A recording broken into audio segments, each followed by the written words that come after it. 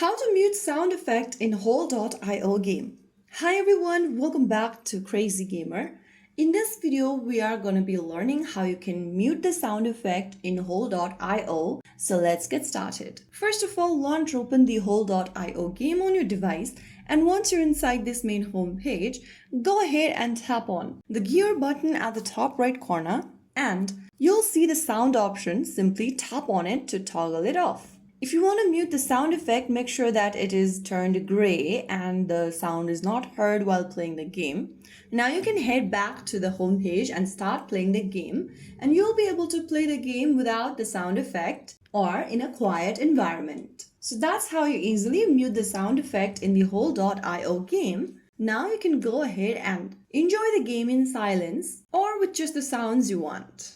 If you found the video helpful, don't forget to like, share and subscribe to our channel. I will be back again in the next video. Thank you for watching.